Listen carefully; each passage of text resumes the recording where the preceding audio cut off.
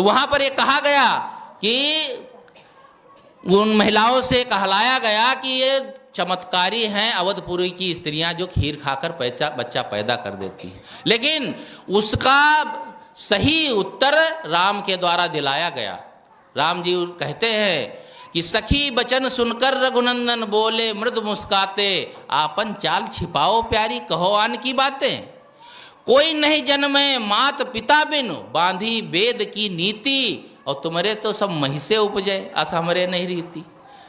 कहा बिना माता पिता के कोई जन्म नहीं लेता है। फिर राम ने विनोद भी कर दिया, तुम्हारे यहाँ तो धरती फोड़ फोड़ करके निकलती हैं बच्चियाँ, सीता जमीन से निकली थी, जमीन से कोई नहीं निकलता है। उन्होंने विनोद भी कर दिया और सत्य बात का निर्धारण कर दिया कि कोई भी माता पिता के बगैर जन्म नहीं लेता। ये वेद ज्ञान की बात है, विवेक की बात है। तो मैं कह रहा था गृहस्थी में सब जन्म लेते हैं, और जन्म लेने से कोई महान नहीं होता है, कर्म से महान होता है। आज जितने भी महापुरुष हुए हैं पता नहीं कहाँ कहाँ जन्म लिए, कोई गरीब परिवार में, कोई धनी परिवार में, सब जन्म लिए। लेकिन उनमें से जिन्होंने एक महानता का काम, समाज के लिए उत्थान का काम किया, वे आज पूजनीय हो गए। कर्म पूजनीय होते हैं, जन्म से तो क्या, लेकिन आज तो जन्म से ही पैन लागी। जन्म से कोई है ऊंचे, अब नाम क्या ले हम, ये जात पात और वर्ण व्यवस्था जो है दुनिया से गायब हो जाए। लेकिन ये गायब कैसे होगी? अरे अनादिकाल से सबके अंदर रोग बैठा है, गायब नहीं हो सकती। आदमी के कर्म नहीं देखे जाते हैं। एक बहुत सुंदर समझदार भक्त है, मांस नहीं खाता है, कोई नशा नहीं करता है, बहुत अच्छा जीवन है, लेकिन कहीं छोटी जात में जन्म ले लिया, बस वो हीन हो गया। उसके प्रति कितनी आप घृणा की दृष्टि से लोग देखते हैं। अरे कबीर पंथ को ही तो कहते हैं, अरे ये तो सब वही है, बहुत छोटे लोगों का पंथ है।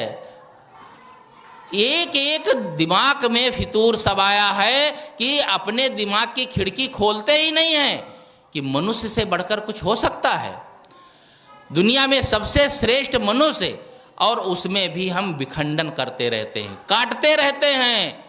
हम बड़े तुम छोटे, हमारा मजहब बड़ा, हमारा संप्रदाय बड़ा। अरे जितने भी संप्रदाय मत मजहब हैं ये सब 2-2.5 हजार वर्षों के हैं।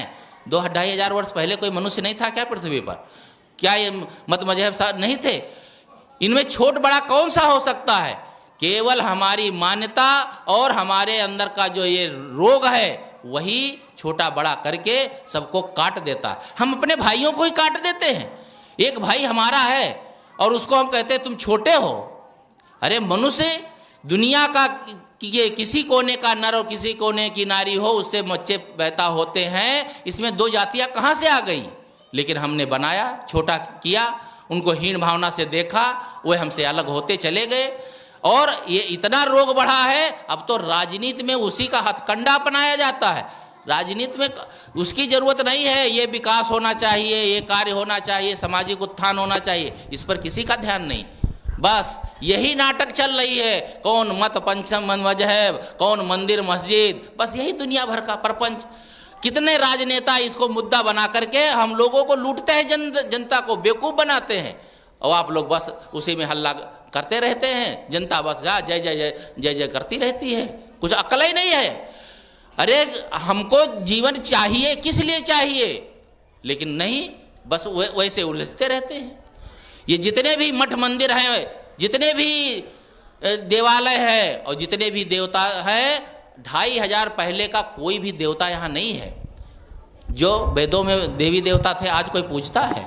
मरुत, वरुण, अग्नि, दधिक्रा, ये जितने देवी देवता हैं प्राकृतिक देवी देवता माने जाते थे, आज कोई नहीं पूछता। आज तो नई नई देवी देवताएं जन्म ले लिए, बस हल्ला कर रहे हैं।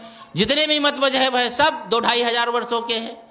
लेकिन हम इन्हीं बातों को लेकर के अपना मत मजहब, अपनी किताब, अपने भगवान, बस इसी में लड़ते रहते हैं। कैसे जीवन में समरसता आएगी? कैसे हमारे जीवन में उत्थान होगा? साहब कहते हैं कि जो मनुष्य है वह मनुष्यता पूर्वक जीवन जिए। मनुष्य में भेद नहीं होता है। जो मनुष्यता का काम करता है वह मनुष्य कहलाता है।